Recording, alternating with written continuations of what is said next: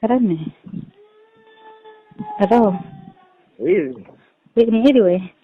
Ko twakubuze sha. Sha wambuze naryamiriye. Parido pe.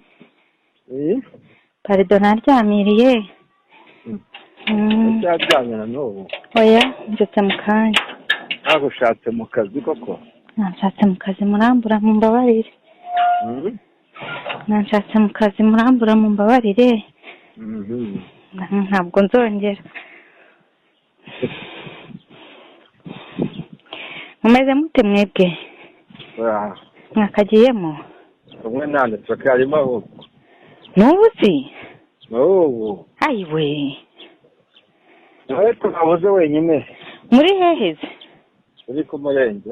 Ayiwe. Nihangane. None tuwe nande wowe. Nyine nandi mu rugo. N'abandi bose. Bose twese turi mu rugo. Nabyamiriye sha. Nabyamiriye. Wakuyemo sheke. Sheke wanteye yose nayikuyeho. Sheke wanteye yose nayivanyeho. Urangije ngewe yahinsige. Mbabarire namwe nzayikuramo. Ntakinkoze. Rwose pe. Ntakinkoze. Ndabyemera kandi nzi neza ko nzica amande. Kandi twari twavuganye turabinoza. Yangije urankwepa ubwo se yumubwira koko.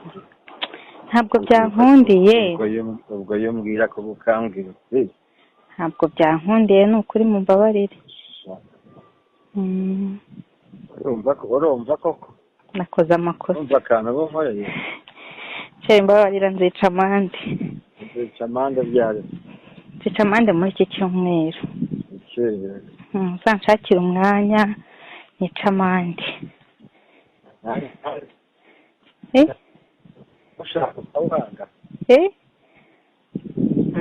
ukawanga. Oya ntabwo nzawanga pe maze kukubabaza kenshi. Ejo ku cyumweru. Sha rihoye. Sha wambabariye. Oya hoya rwose. Ejo nyine tubone umwanya uhagije. Sheri kwa. Nyamara uzi ko byashoboka. Ntibyakubse ntabwo. Ngo. Byashoboka buriya. Kandi banabona umwanya mwiza cyane. Tugafata nk'amasaha nk'igice cy'umunsi kimwe. Byashoboka rwose. Sheri unavuga ko ngiye. Ushobora kuvuga uti nk'ubu koko hageze nka dosiye tugahamagarira mu kazi ikomeye kuri wa gatanu cyangwa ku cyumweru ntiwaza ko bijya bibaho. Naza. None si ubwo nk'umuyobozi ngo uhamagaye muri dosiye ikomeye ejo kuko ntiwaza. Sheri wambabariye tukazabikora mu minsi y'akazi. Umva sheri. Karame. Rwose umfashije. Wanyumva kuko ufite ikibazo kiremereye kandi ni wowe bugikemura. Ayiwe. Umfashije wanyumva nk'inshuti. Inshuti ndabyumva. Umfashije wanyumva. Dore ikibazo gihari wenda nakubwira impamvu ukagira Sheri wambabariye ko ejo dufite abashyitsi.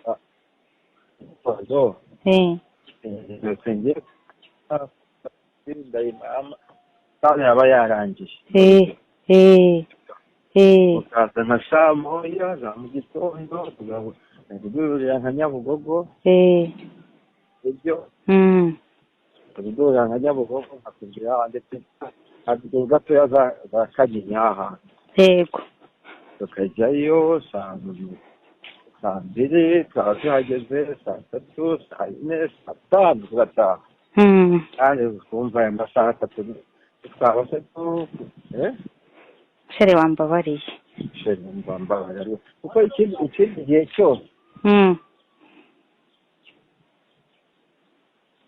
Halo. Halo. Halo. Halo. Karame. oya kuko ndi kukubwira ngo ugeze kuko ikindi gihe cyose n'ubundi tuzabipana kandi n'ikiki nyamara ubipanze rwose pe ukabishyira muri gahunda ukabitegura ukasaba uruhushya kare bakuje gukora yakunda pe ejo mfite abashyitsi ni ukuri mbabarira ni ukuri se bazaza tutatandukanye reka nkubwire so nkunda wakihangana so nkunda mbabarire ukamfasha ko bikomeye birakomeye cyane ni ukuri wambabariye ku wa mbere kuko aribwo nanjye naba mfite umutekano reba ku wa mbere ikigoroba tuzakora iki ncumbwira apremidi mba ku wa mbere ntuzi mujya ku karere mu gitondo nanjye nzabyuka nkorera abantu kuko mba mfite benshi apremidi ushobora kutazajya ku karere mu gitondo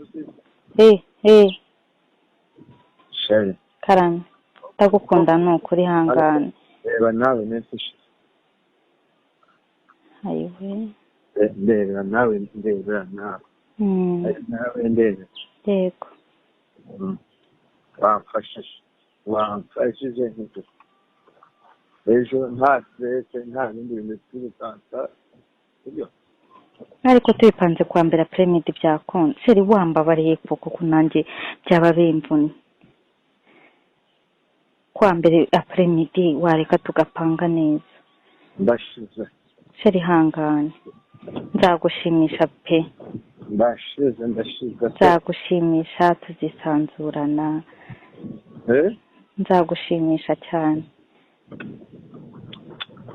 aha sheri karame sheri wanjye nkunda birangoye nshuti birangoye wumve ko bingoye cyane ndabyumva nanjye kwa mbere nzakoresha uko nshoboye nguha amasaha nkane nguhobere nkuryame mu gituza nkunda sibyo amasaha nkangane ane apremidi yose sheri uzayabona apremidi se buriya tuyipanze se twayikora nzayabona sheri apremidi sheri nyamara ejo wari umunsi mwiza uri sefu rwose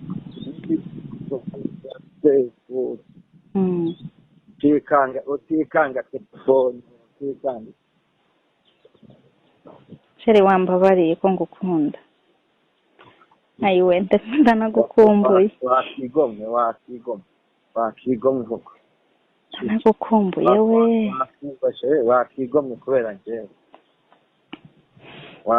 nabikora ariko nahita nica gahunda hano mu rugo kandi umugabo yandeba nabi wakigomwe kubera njyewe umugabo mwiza wambabariye kwa mbere apremidi ko mbikwemereye kandi ko tutazabura umwanya sawa ariko nyine zahansanga yapfuye zankunda ntubizi ndabizi nanjye ndagukunda murakoze maze ibihe byiza